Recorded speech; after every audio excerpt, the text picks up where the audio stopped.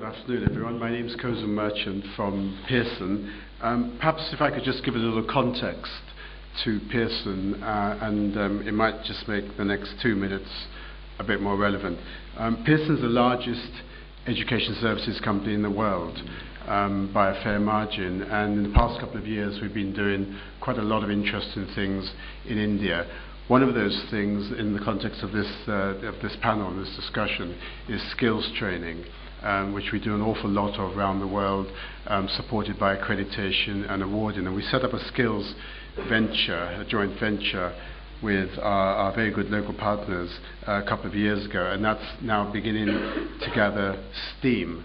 And it's the timing has been very benign, as I think you all know, because the strategic importance of skills and the financial support from the public exchequer has now come to one in a very nice convergence. So there's an awful lot of public funding of supporting the expansion of capacity in skills in India, and it's represented by the National Skills Development Council.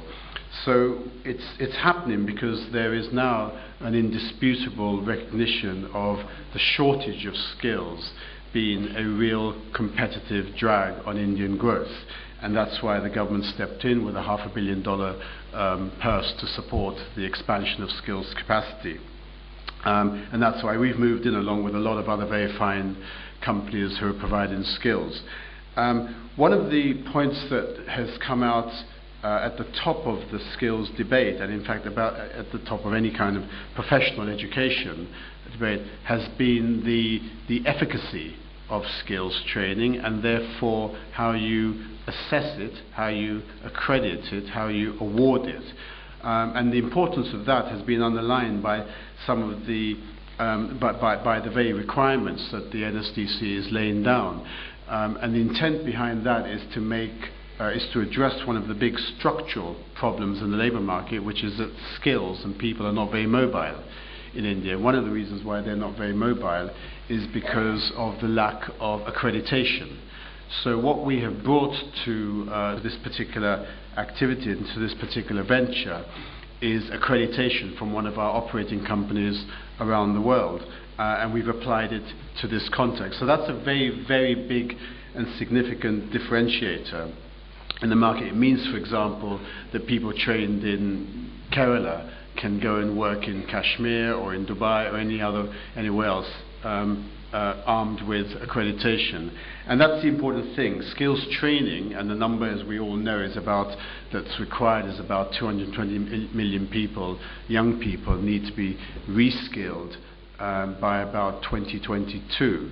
So the numbers are huge, but those new attributes need to be measurable and now mobile. I'm just going to make 3 or 4 points which I think probably go to the heart of the issue, and I'll pass it on to my colleagues on the panel.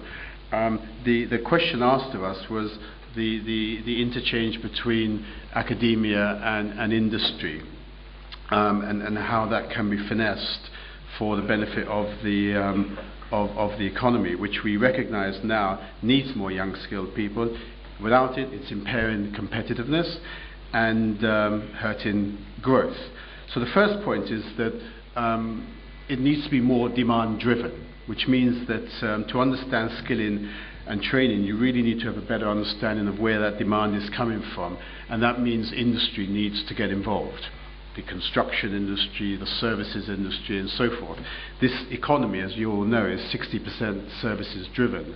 So that's a huge chunk of economic activity here that needs to participate in skills training. So without that participation, the training is not going to be demand driven, and it will be training in a vacuum, which won't do anyone any good.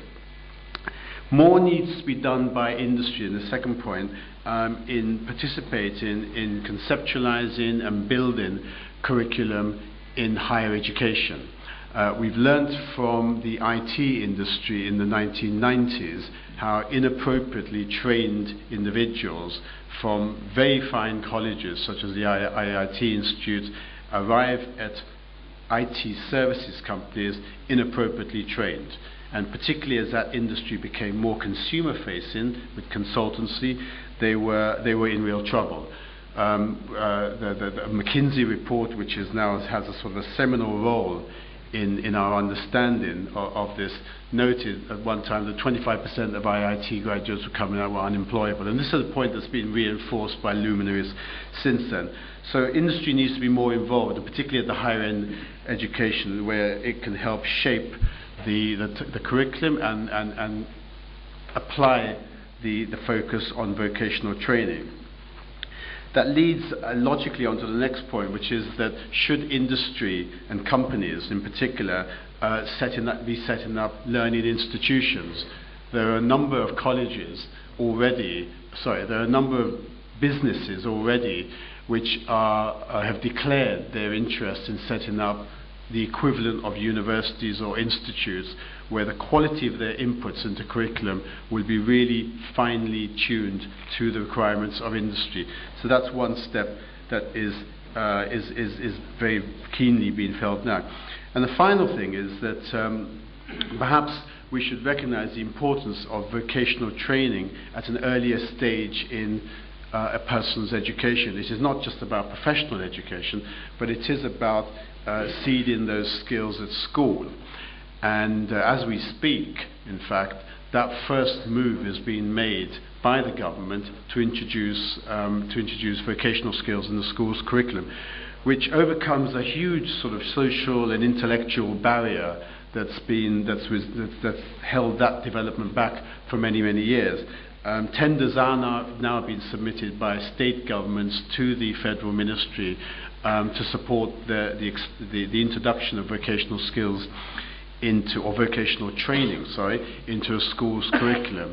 And one derivative of that could be a system of credits which encourages children from perhaps standard 8 or 9 to take up subjects which they would normally have reserved for post-school education. That would help them onto university places, and the credits would serve exactly the same function as any other form of academic credit serves elsewhere in higher education.